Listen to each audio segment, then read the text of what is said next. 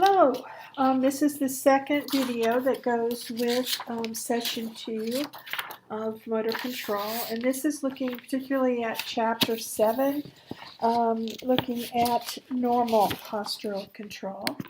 Course objectives you can see here. We're going to talk a little bit about postural orientation and stability and try to define the difference for you. We're also going to look at the systems that contribute to it as well as functional movement and how they interact to meet task and environmental demands. Postural control is very, very critical to standing, sitting, walking, etc. It's one of those things, if you don't have it, you can't stand. And so I really, really like this chapter, and I think I've mentioned it before, this 5th edition of motor control, because they'll talk about a concept and then give you a concrete example. So if what I'm saying in this lecture doesn't make any sense, please do read the book and read the book anyway. When we're talking about evidence-based practice, certainly, we kind of, it's a cyclical thing. We figure out a little bit with research. We use that in clinical practice, gathering more evidence, leading to more research, and it's a cyclical thing. We do know that there is a neural basis for normal and impaired balance. However, it can be a bit controversial there, depending upon what text and what information you read. There can be some differences of opinion, and I had the honor of being present at a panel discussion at CSM a few years ago, where both the authors to this book, Shumway, Cook, and Willicott, were both there, along with some other movers and shakers in the neuro world. And it went on and on for about 3 hours, talking about and trying to define just what postural control and normal balance is. And there were a lot of very good points. But the thing that we want to do is, at this point in time, looking at the evidence and the research, we want to look at the clinical methods for examining balance and what strategies you can use with your patient. You want to end up with evidence-based treatment of what we know at that point in time.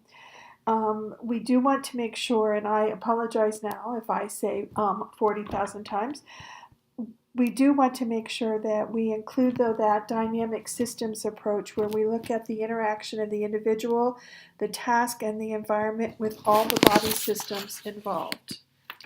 Defining postural control. It is basically how we are able to control our body in space so that we both have orientation to the environment and stability. For instance, it's very different to lie flat on the back, your back in bed, or even with an elevated head, to maintain stability and to have some orientation to your environment than it is to stand alone in a room on high heels. Certainly different muscles are involved, different patterns are involved. Your postural orientation is how you maintain relationship with your body to the body segments and the environment and task that you are doing at hand. So 2 different definitions and areas of postural control. Now we need to jump back. I know you've heard some of these terms before, but it often is a stumbling area for students in this class, is trying to remember and getting a bit confused with some of the terminology. We have a couple of terms that I want to make sure you understand. Center of mass, if you recall, is in a body. It's usually just anterior to S2, so it's in the pelvic area, a little higher, a little lower, depending upon your girth, whether you're male or female, whether you're a pregnant female, whether you have a lot of junk in the trunk, so to speak, but it's around that area. That's your center of body mass. And the center of gravity is how that center of mass projects down to the supporting surface.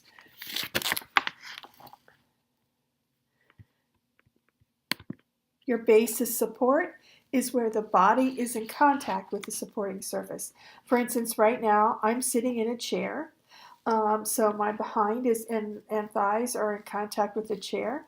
but my legs are kind of tucked up underneath me. My feet are not flat on the floor, but my toes are.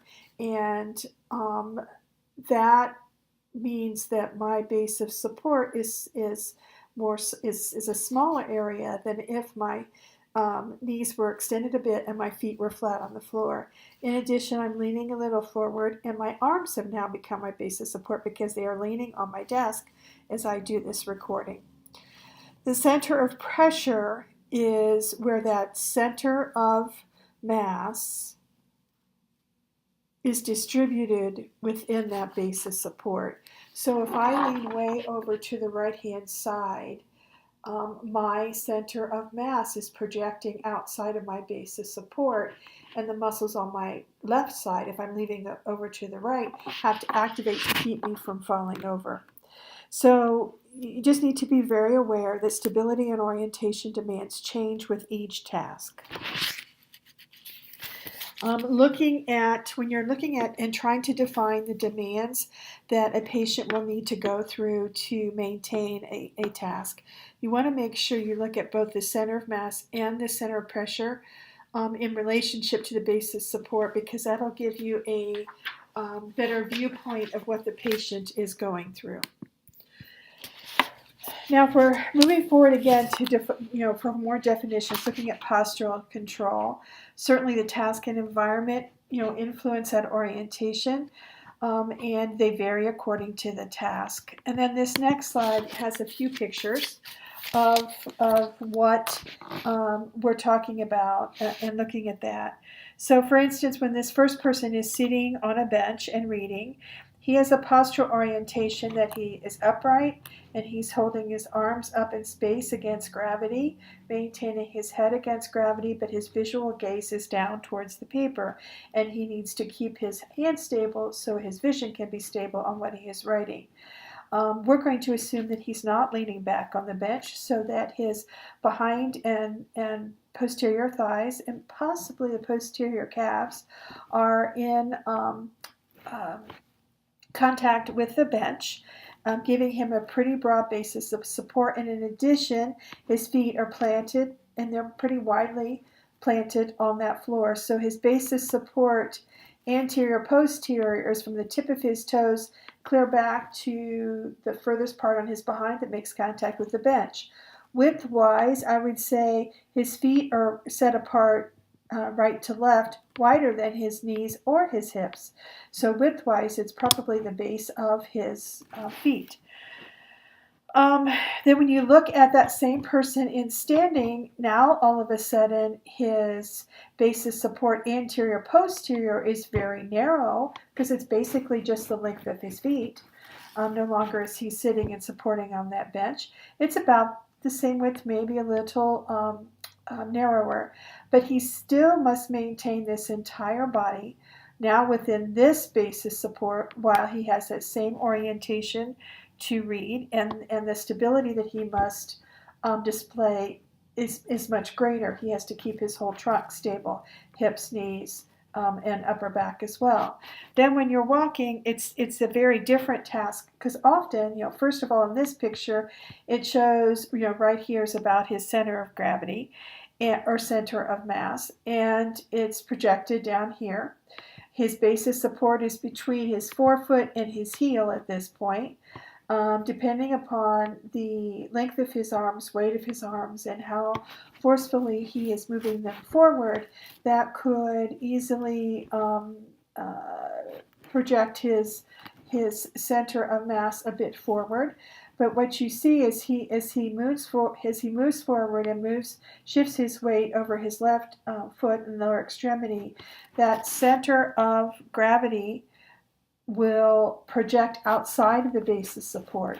And you will sometimes see this with your patients where it looks like it's kind of a controlled fall.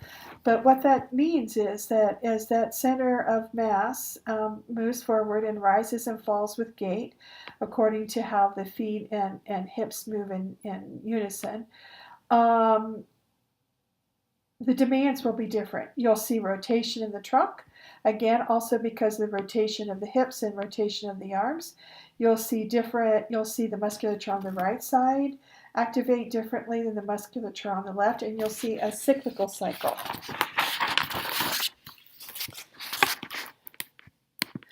Okay, so again, moving forward with the systems framework for postural control, it's that it's that ability for multiple systems. So you have not only the musculoskeletal system, you have the postural control system, you have the nervous system, the sensory system, you have how the joints articulate with themselves, and how that all interacts with higher level cognitive processes to move forward in space. Sorry, I had to have a sip of coffee. As you can tell, I'm much wider awake on this lecture. I should probably never record a lecture again without having a copy first. This again is a visual, and as you know, I tend to like visual. But here are the postural systems, all those involved, from the sensory systems to muscle synergies, musculoskeletal system, cognitive system, all that interplays for posture, and that all of that posture interacts with the tasks, the individual, and the environment.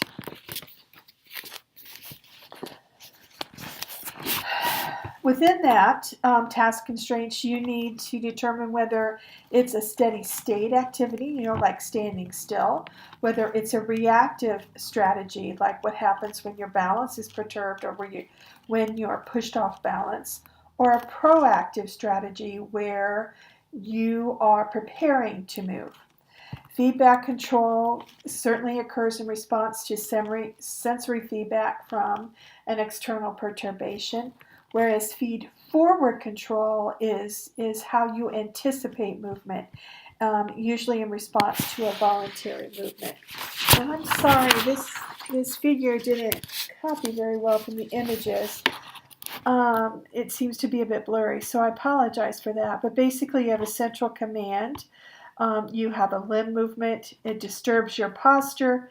You get feedback, and then you adjust your then you do your postural adjustment.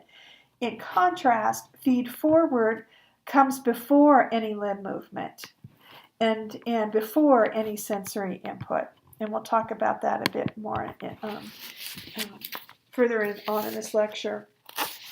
You certainly have environmental constraints. You have to be concerned about, again, the supporting surfaces, the difference in the vision and surface conditions, and multiple tasks.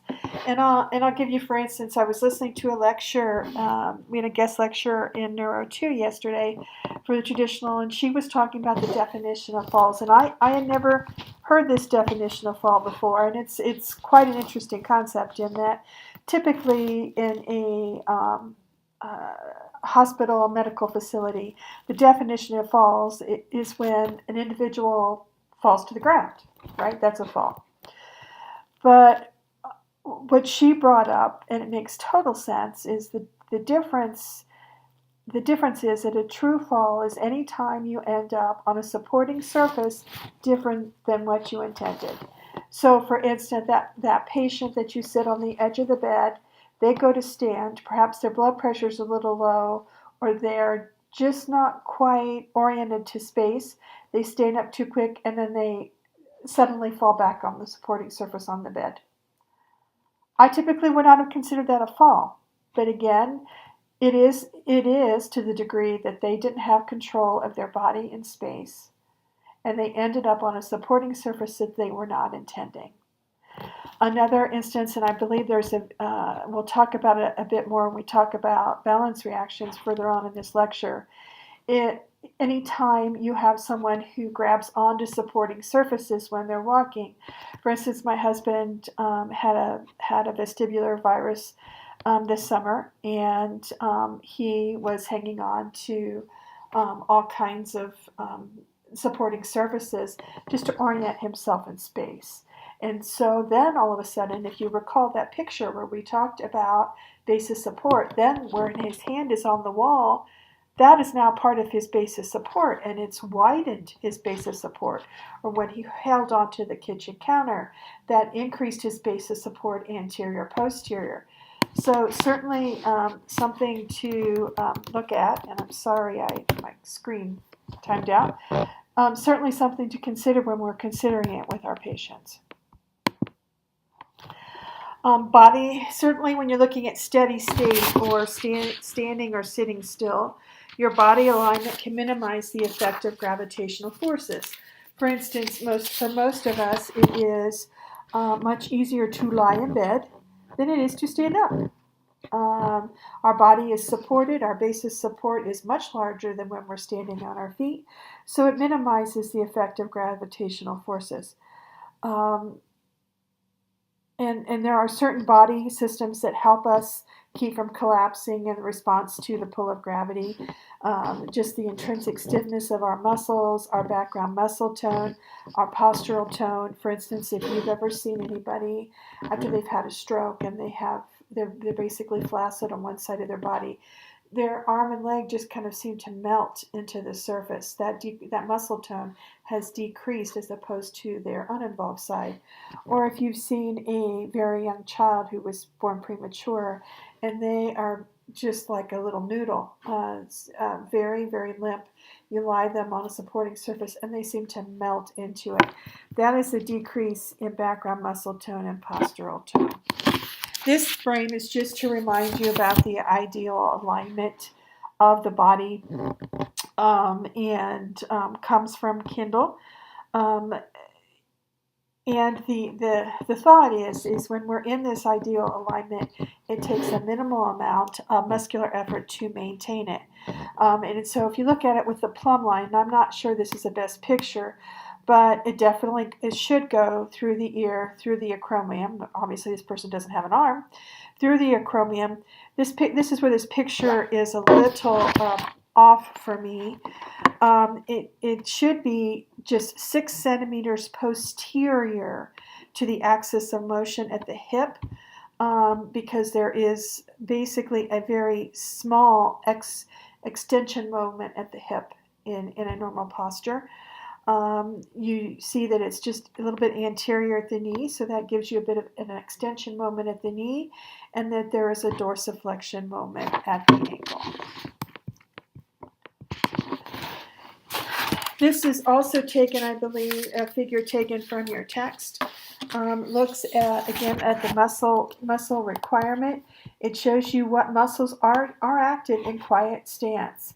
And you see not only do you have erector spinae, you have anterior tib and soleus and gastroc around the ankle, and around the lower limb, tensor fasciae lata, glute med, iliopsoas, and abdominals. One thing that I want to bring up, and it's a problem with this picture. The plus or the plus minus means that they may or may not be active depending upon the posture. Plus meaning yes, plus minus, again, depending upon the body form and the posture, they may go in and out of activity. But then there's a negative for biceps femoris. So realize the biceps femoris or hamstrings are not active during quiet stance. So please make sure that you see that.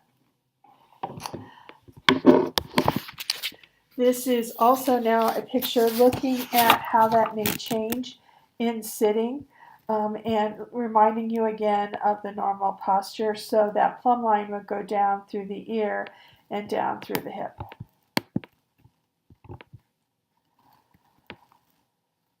Movement strategies are built on stability, and without stability, it's very difficult to move. And so basically looking at movement, it's when you change your base of support to maintain stabilities. There are no fixed boundaries. We all know people who can maintain that configuration on a toe, dancers who have, a tiny little base of support. And it certainly is affected by perception and cognitive factors. When looking at the evidence, the Berg Balance Scale, the book mentions, is a great tool to use when looking at someone's steady state balance. Certainly observing the alignment of body segments or just the body in general. Someone with a very large abdomen is going to have a much different stability limit and base of support than someone who's very thin, for instance. You want to observe how stable they are and observe how much their center of mass moves in relationship to their body support or base of support. And you should be familiar with some of these, but I wanted to make sure that we looked at them a little bit more in depth. basically, a typical adult has four reactive balance mechanisms that they use to react to perturbations and balance. They all involve coupling of muscles and groups of muscles. And let me back this up a minute. They include the ankle, the hip, the step, and the reach to grasp, and we're going to talk about them more in length here. When we're talking about reactive, and that's one thing that's not here, again, it's the ankle. Looking at anterior posterior stability, they may respond with an ankle strategy, a hip strategy, or they may change their support. And within change of support, we're talking about either a step or a reach. Reach for that counter or take a step to maintain their balance. This is just a visual of most of those. And so the first one is showing you an ankle strategy, which is the typical normal response for a small perturbation in a typical adult. If the perturbation is too large or too quick, you might see a hip strategy where you flex forward at the hips. If the perturbation is too great even still, you may see a stepping strategy to maintain your base of support, or one that's not pictured is the reach with the upper extremities. And that's a newer one that has been added in the last few years. So looking at all of those, think about what happens. Say you're walking across it's wintertime and you're in northern Ohio and you're walking across a black parking lot and you're doing fine, and then all of a sudden you realize you are on ice. And so what happens? You often bend forward at the hip. You're increasing your control at that point in time, and sometimes at the knees even. So think about how you show that effect. Also wanted to point out that there is a pattern to how the muscles react in an anterior posterior direction when balance is disturbed. These are supposed to be readings of EMG units, and you see you have paraspinals, hip abductors, hamstrings, quadriceps, gastroc, and anterior tib. And it's the same way forward and back. But basically, what I want you to point at or notice is that on both of these, a gentle nudge, this is the ankle strategy, and unless the person is abnormal or the perturbation is too great, the activation will be distal first. So the gastroc tib complex will activate first in comparison to the knee and the hip. So distal activation with the ankle strategy.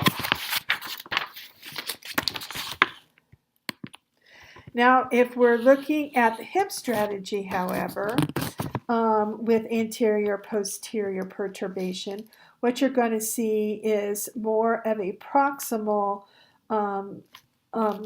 contraction or activation first. You'll see paraspinals, abdominals, hamstrings, and quads, and whether you're going forward or back in a hip strategy. Reactive, also moving forward with reactive balance control, if you're moving in a medial lateral direction or multi-directional, you tend to contract proximal first, but a lot of it depends on alignment of your body segments and muscles and different reactions. But it still is also a proximal contraction first. As you refine movement patterns and muscle synergies, realize that postural synergies are not fixed. And about here, if I'm doing this lecture in person, is where I have you stop.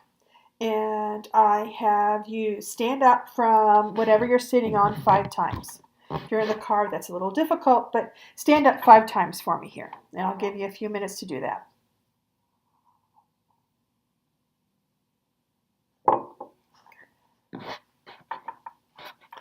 So when you're looking at this, I want you to think about how you just did that in a very short period of time, and you stood up from your supporting surface 5 times. You stood up, sat down 5 times.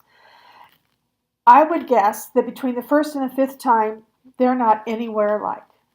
You are perhaps getting a little tired, a little aggravated, that is, if you complied, and realize that with the typical adult, you do not stand up the same way even twice in a row, hardly ever. You use different muscles, different synergy patterns. It depends on what supporting surface you're in. It depends on what shoes you have on. It depends on how tired you are. I stand up very differently when I'm up moving around and I sit down for just a few minutes than when I've been sitting in a car for 4 hours. Sometimes I can't even hardly unbend for a little bit as I moan and groan getting out of the car. So realize that we have multiple strategies, and that's where when we start talking about abnormal postural control, that's where some of the big difference lies, is that we will have a multitude of synergies and patterns and uses of muscles and joints, whereas they will have very stereotypical reactions. Because we have such a wealth of reactions to draw upon, our movements can become very refined, have very little effort, and tuned in response to different tasks and the environment. And it just really emphasizes how much you have to work with your patient on varying the environment for them.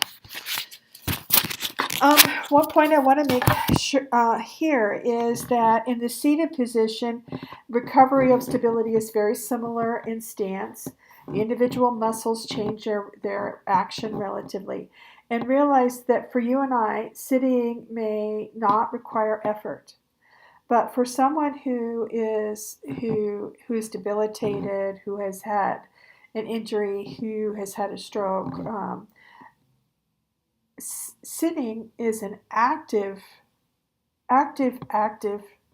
motion, unless you are supported on your back and on your sides, and on, your head is supported and your arms are supported, and there is no stability or no body part that has to maintain upright by itself. So realize that when you get that debilitated patient out of the bed into the chair, and there's certainly good reasons to do that, realize that they're working even while they're sitting.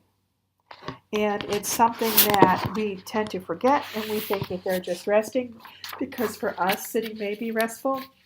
It may not be restful for them. So take that into consideration when you're planning your treatment.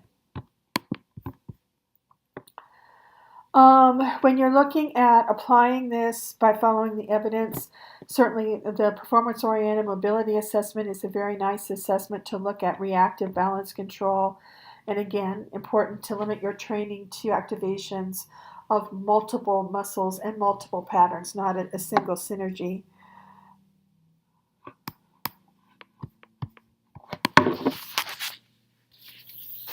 Now I want to talk a little bit about anticipatory processes. We use those, again, to refine our movement. It's certainly very critical to lower extremity activities. And it's the activity that anticipates voluntary movement. For instance, if I have you stand up again, okay, you're standing up again, and you reach down and pick up something on the floor. And while you're doing that, try to notice the muscles that are moving. So, and I need to give you some time to do that. Do it 2 or 3 times. Stop and do it 2 or 3 times.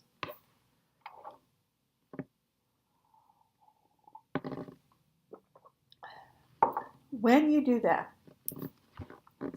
did you just start moving by flexing at the hip? Is that the first muscles that activated? That's kind of a loaded question. The answer is no. If that was the case, when you bent over, you would fall forward on your head.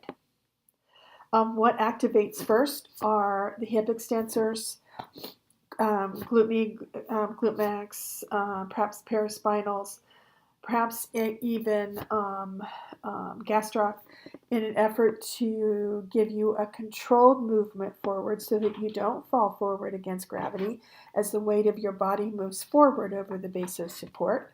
And then it activates even stronger as it's used to stand back up. And anticipatory control is often one some of our elderly patients have difficulty with. It can often lead to falls. Anticipatory control, I'm seeing a lot in some of my research, kind of anecdotally. I'm not seeing gluten used near as much as it should be.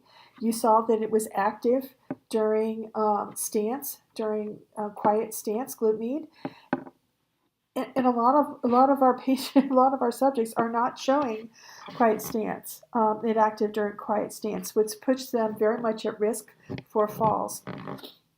So one of the things that we can do that tends to pull in that anticipatory balance control that you could apply to your patients right now is I don't know if I have it in the notes here below. I think I do, just in case you don't hear them. But one thing you can do is have them respond more quickly. Try to increase the speed of their response. Try to increase the weight of the activity. Instead of them having just bend forward, having them bend forward to pick up something of substance. Decrease the external support. If you are providing support for them too much, obviously you need to maintain their safety. That could also interfere with facilitating anticipatory control, and a lot of practice. And a point that I'm going to make right here that is very hard to hear and kind of hard to rectify is that yes, you absolutely want to use gait belts. You want to provide some safety for your patients, but this is something you need to consider, that just like my elbows on my desk while I'm talking and motioning with my hands here are part of my base of support, so is your hand on that gait belt. And if you need to maintain that there because of the decreased strength or the decreased control of your patient, certainly do that. I would never advocate that you make your patient unsafe. However, if you can make sure that it's as light as possible with your hands right there, that will not increase your base of support, because otherwise just there, either lean into that hand or moving away from that hand changes their base of support and their gravity, and they will learn patterns very different. So consider that when you're working with that patient. But again, keep your patient safe. Do whatever you do to keep your patient safe.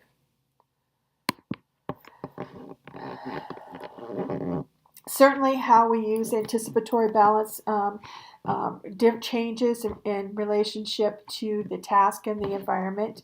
But then also, I know the book cites some ways also to get your patient, try to get your patient to stand on one leg. So again, you're decreasing the external support. Try to get them to lift a heavy object or to push against an object. It's certainly something to consider. Now we're going to look at the input systems, the sensory perceptual systems that are involved in postural control. Certainly vision, bottom line, there's three, which you can probably name right now. Vision, somatosensory or proprioception, depending upon the text that you read, and vestibular. So vision, somatosensory, and vestibular. With vision, we're looking at position and motion of the head in response to everything else around you. If you have and you realize that, for instance, you've been sitting at a stoplight and a car pulls up beside you, and you've all looked at the wheels outside the window, and you see the wheels looks like they're turning backwards, the hubcap turning backwards. That's that visual input that helps you maintain your position in head and space. It gives you a reference for what is vertical. You've all had patients who that reference is off kilter because of the visual input or because of the vestibular input where they are leaning to one side. And it gives you that information so that you can have a steady state in your postural control. When we're looking at somatosensory or proprioceptive contributions, they provide information about the position and of your body in space. We talked about those joint receptors when we were talking about in that short lecture of physiology and motor control. They also give you motion information in relationship to it. They give you information about, in the joints again, about relationship of the body segments to one another, and a role in maintenance of steady state. They certainly have a huge role. You've all seen, for instance, with adults, some older adults who start to lose somatosensation in their feet and lower legs, and so you'll notice that they shuffle more. or even yourself, if you get up in the middle of the night and you're tired to make your way to the bathroom. I mean, how many of you walk heel toe and just stride over to that bathroom? No. You have decreased vision because most of the time you don't turn off the light. It's dark. You're trying to adjust your eyes to the light. And you might shuffle a bit when you first walk until you're comfortable with the visual input. And then there is the vestibular contributions. They, again, give you information about your position of your head in respect to gravity and how your body is accelerating or decelerating. And so we're going to talk about these a little bit more in depth in the next couple of slides.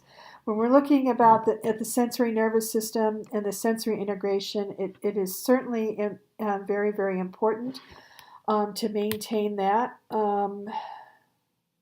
Nothing else there.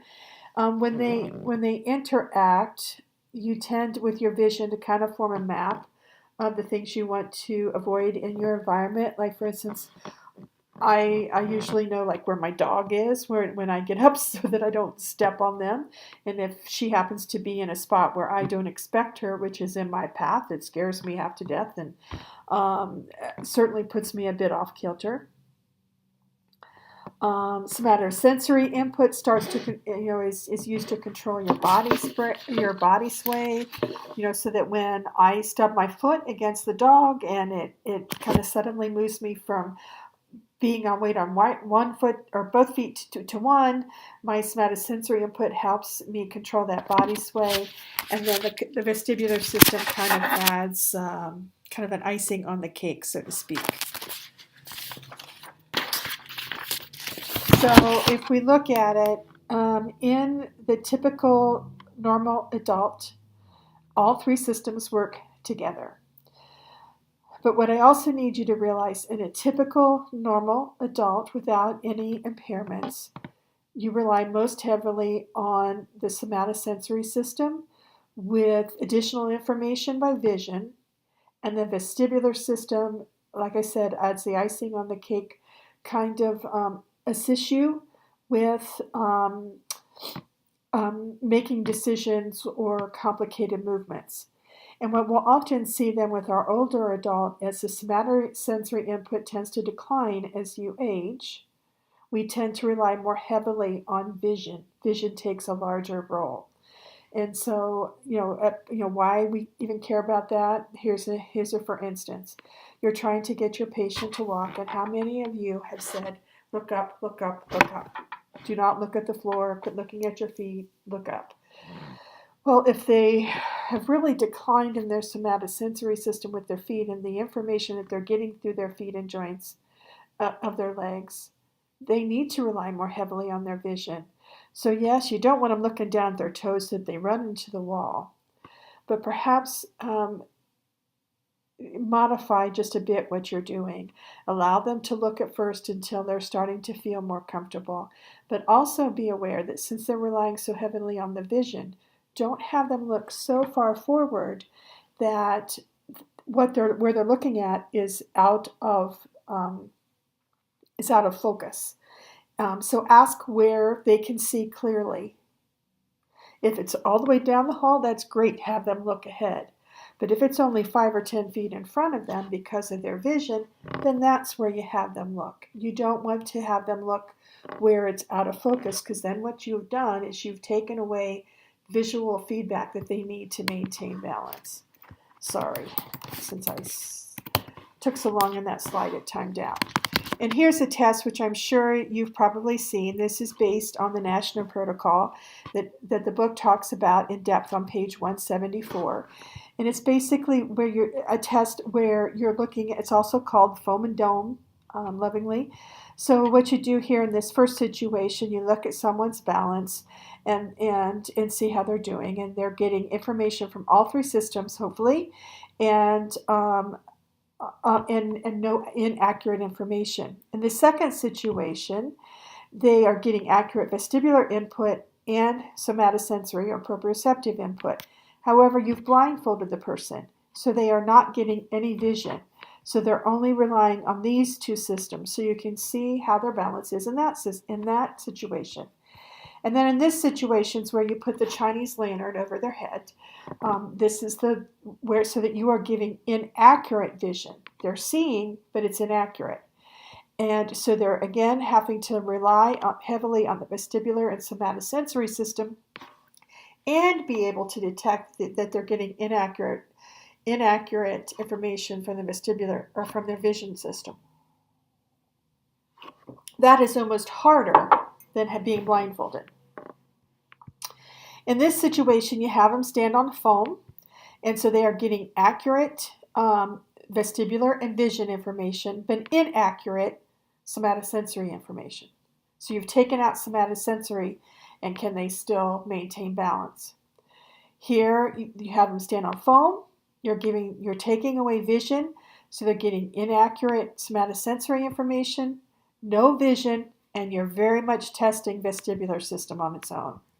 And here, you're giving inaccurate somatosensory and vision, and looking at the vestibular system. So you challenge them in all 6 directions. Again, clinical application of research. We've talked about them pretty much as we've went along. Again, also realize that when you're starting something new, and we talked about this last week, you rely very heavily on vision at first, and with practice that declines. So we'll talk about this in the development of postural control in a week or two, or session or two. For instance, young children, when they first stand or walk, rely very heavily on vision for their standing and balance.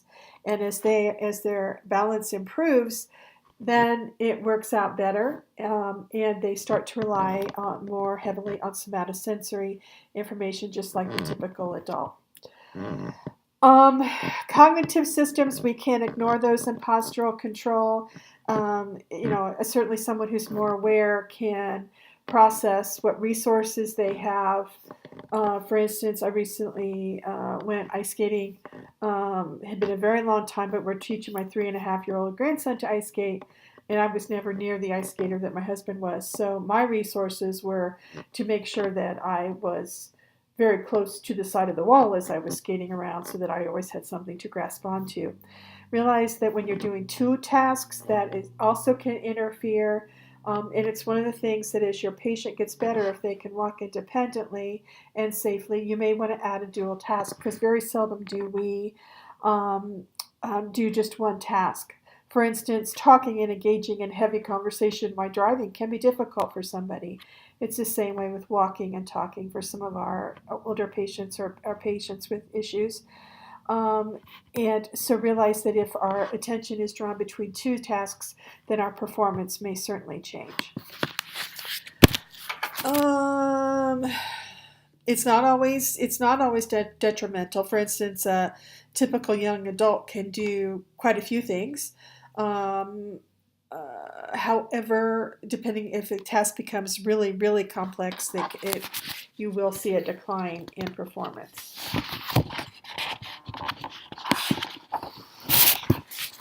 This is just another chart and graphic to show you where of what activities in postural control are at which level. Obviously, in the higher level is where you get your planning in the frontal cortex and the motor cortex. Your coordination occurs with the brainstem and spinal networks, and your generation or movement occurs at your muscles and motor neurons.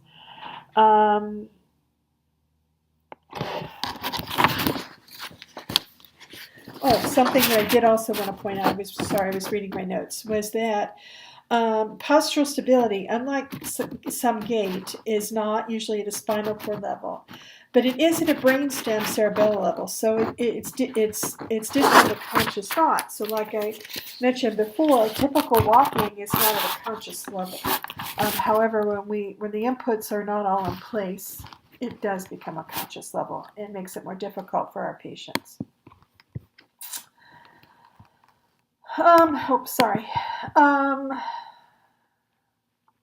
Just aware that the spine does contribute support through the body, that tonic activation of the extensor muscles, which is somewhat modulated by the Golgi tendon organ, which I mentioned to you in the previous lecture.